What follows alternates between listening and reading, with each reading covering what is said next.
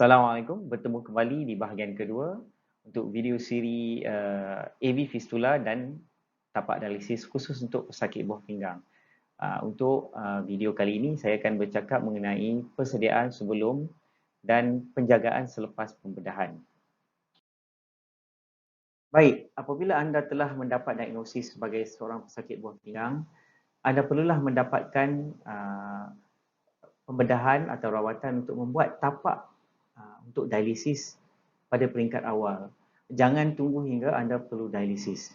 Ini kerana tapak dialisis mengambil masa daripada 6 hingga ke 8 minggu untuk menjadi matang.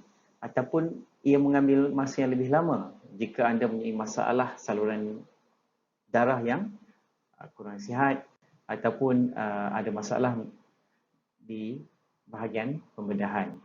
Okey, bagaimana anda nak memilih tangan, sama ada tangan kanan atau tangan kiri, ini tidaklah isu yang amat besar, tapi bergantung kepada sama ada anda kidal atau menggunakan tangan kanan kepada kebiasaannya. Kebanyakan orang ingin menggunakan tangan yang kurang digunakan. Contohnya kalau banyak menggunakan tangan kanan, dia akan memilih tangan kiri untuk membuat fistula. Untuk seorang yang kidal, mungkin dia akan memilih tangan kanan untuk membuat fistula. Antara logiknya, kadang-kadang pesakit boleh menyucuk sendiri ataupun self cannulation untuk membuat dialisis, ya. Kemudian faktor yang lebih penting ialah iaitu kualiti saluran darah. Kita memerlukan saluran darah yang besar dan berada di bawah kulit yang senang dilihat ataupun dirasai. Seperti contoh yang dalam gambar yang telah saya lukis, saya lampirkan di sini, ya. Ini kita ada cephalic vein di sini dan basilic vein di sini dan intermediate vein, ya. So jadi inilah pilihan-pilihan yang kita ada. Jadi kita nak lihat saluran darah yang sihat, yang kurang ataupun tidak pernah dicucuk, kerana apabila kerap dicucuk ia membuatkan saluran darah menjadi sempit ataupun cepat mendapat darah beku di masa hadapan, ya.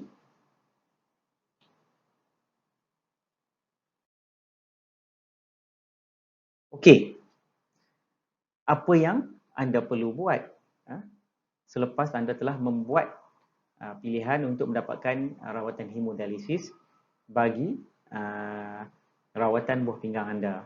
Anda kena jaga urat yang akan dibuat pembedahan di masa hadapan. Jangan benarkan jururawat ataupun doktor mencucuk di saluran darah tersebut untuk mengambil darah ataupun memasukkan IV drip, ya, ataupun kanula. Dan untuk membuatkan saluran darah lebih besar, anda digalakkan menjalankan senaman tangan, ya. Apabila kita menggunakan tangan dengan lebih banyak atau membuat latihan ataupun membuat kerja-kerja, saluran darah anda akan menjadi lebih besar. Ini akan memudahkan proses kematangan fistula di masa hadapan. Okey, bagaimana anda memilih masa untuk membuat pembedahan ataupun hari untuk buat pembedahan? Saya sarankan hari yang anda tidak jalankan dialisis.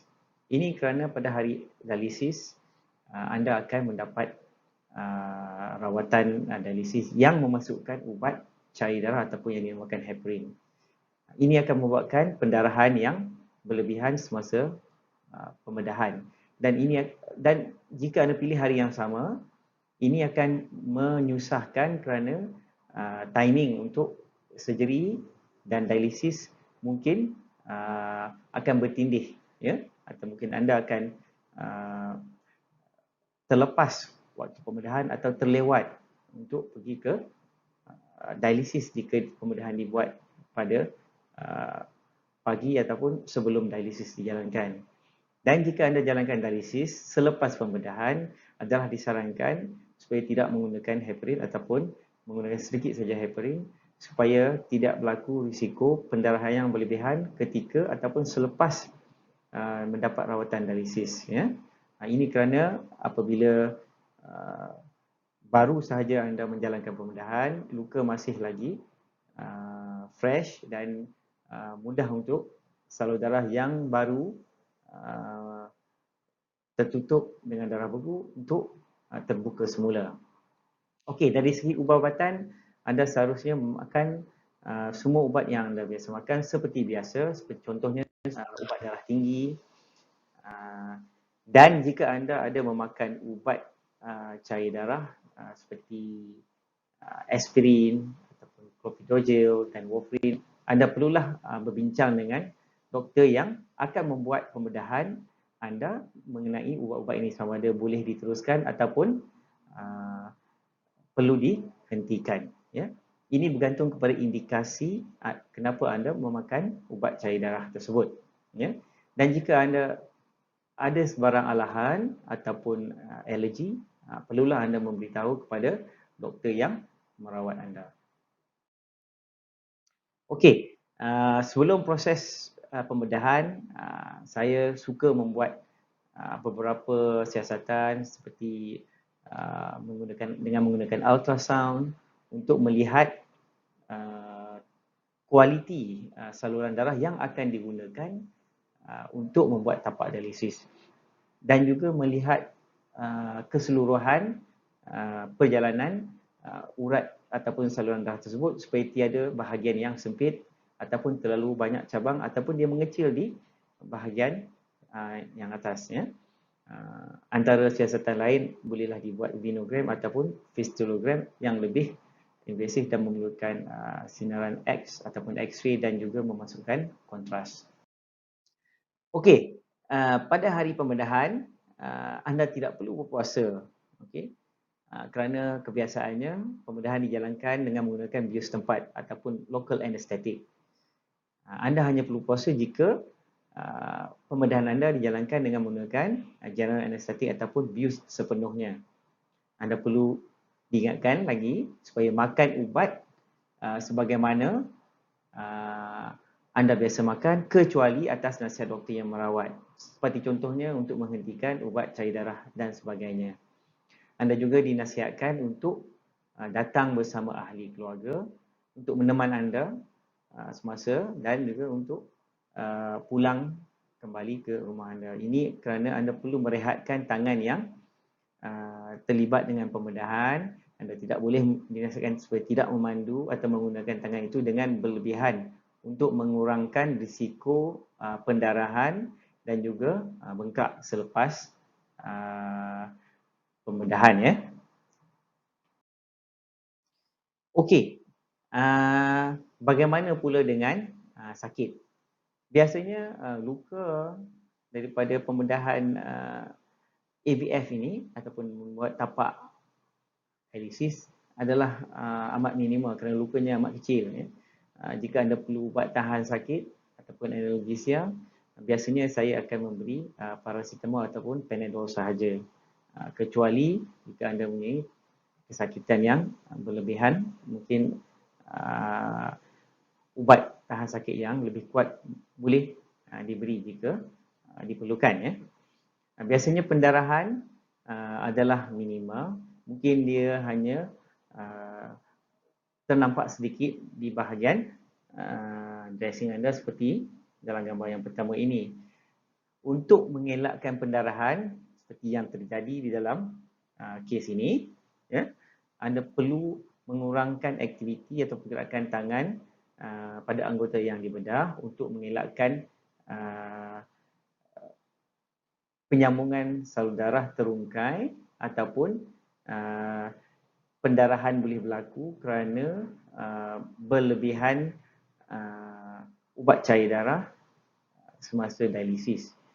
Contoh yang saya bagi di sini di mana pesakit telah menjalankan rawatan dialisis sejurus selepas habis pembedahan dan pesakit tersebut telah diberikan ubat ataupun cair darah ataupun heparin yang sepenuhnya, yang kebiasaannya diberi kepada pesakit yang menjalani rawatan dialisis. Ya. Ini menyebabkan pendarahan yang berlebihan, tetapi jika ini berlaku, apa yang anda perlu buat ialah menekan kawasan pembedahan secukupnya untuk menghentikan pendarahan tanpa menghentikan pendarahan perjalanan darah di dalam tapak dialisis anda. Okey.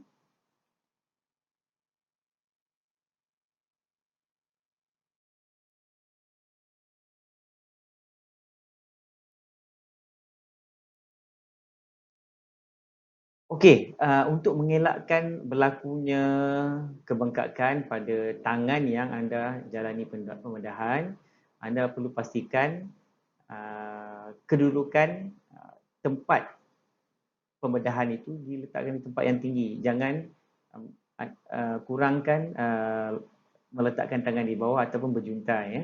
Jika anda melakukan pembedahan di bahagian lengan ataupun pegangan tangan, anda mungkin akan dibekalkan dengan anduh untuk dipakai untuk beberapa hari bagi mengelakkan